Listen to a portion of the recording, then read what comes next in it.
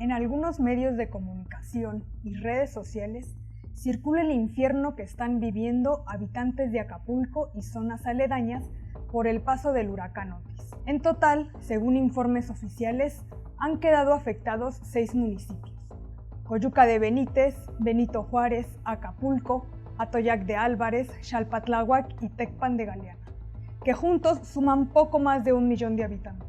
De manera oficial, entre las pérdidas humanas hay hasta el momento 46 muertos y 58 desaparecidos.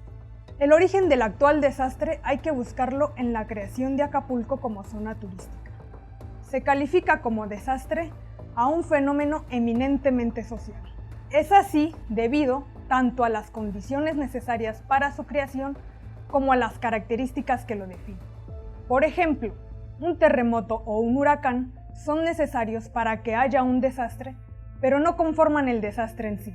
Necesariamente deben tener un impacto en un territorio donde habita población humana caracterizada por una estructura vulnerable a sus impactos y donde la desigualdad económica y social influye en los daños sufridos en mayor o menor grado. La zona de Acapulco como lugar turístico, que alcanzó renombre a escala internacional a partir de 1950, tuvo sus orígenes en un modelo económico que impulsó esta actividad hacia el exterior sin atender las necesidades básicas de la población local. Desde 1930, políticos y empresarios cedieron los terrenos más cercanos a la costa a empresas turísticas multinacionales para que allí construyeran un espacio aislado de toda la población habitante, con todas las necesidades cubiertas para que los turistas sintieran exclusividad.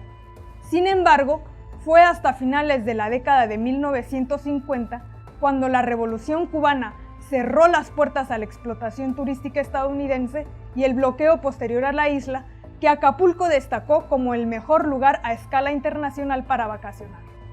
Este desarrollo económico necesitaba un gran ejército de fuerza de trabajo para atender a todos los turistas que alojaba.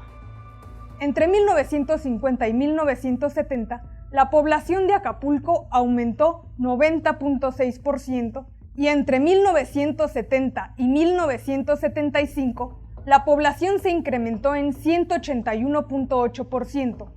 Esta población se asentó en los cerros aledaños. Poco a poco se fue conformando la costa como zona hotelera y la población local inmigrante en las zonas altas y marginadas sin servicios básicos. Por un lado la opulencia y por otro la miseria. El rápido crecimiento de Acapulco como zona turística, alentada por capitales internacionales, y la atracción de población de todos los municipios aledaños por encontrar mejores oportunidades, dio lugar a una gran segregación y diferenciación socioespacial en Acapulco y la zona metropolitana. Con el paso del tiempo, la situación para la población habitante no cambió significativamente.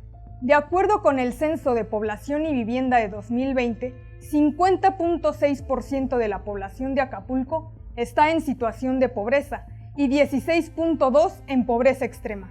Desde 2010 es el municipio con más población en tal situación. En cuanto a las características de las viviendas, 63% tiene piso de tierra y tan solo 15% de ellas tiene cisterna. Es decir, solo 15% tiene la seguridad de tener agua potable.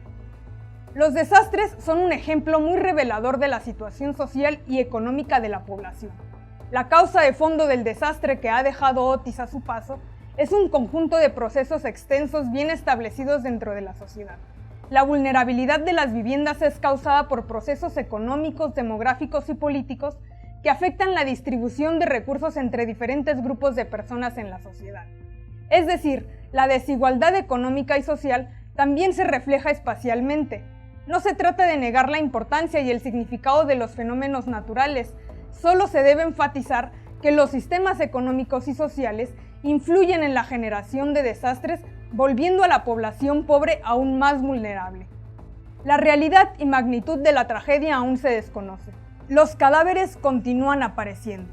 Se habla de 6 municipios dañados sin tener un mapa exacto de los daños. El gobierno estatal y federal han estado ausentes. El mecanismo de financiamiento, el Fondo Nacional de Desastres Naturales, lo desaparecieron y lo asignado es totalmente insuficiente para reconstruir Acapulco y las zonas periféricas. Acapulco no necesita nada más una reconstrucción de las zonas turísticas, sino una verdadera redistribución de la riqueza social que se materialice en condiciones dignas de vida para sus trabajadores.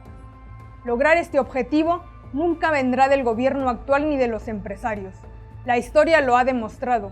Lo único que les queda a los acapulqueños, aquellos marginados de las zonas de disfrute, pero trabajando para ellas y sufriendo aún más los desastres naturales, es su organización consciente para mejorar su situación.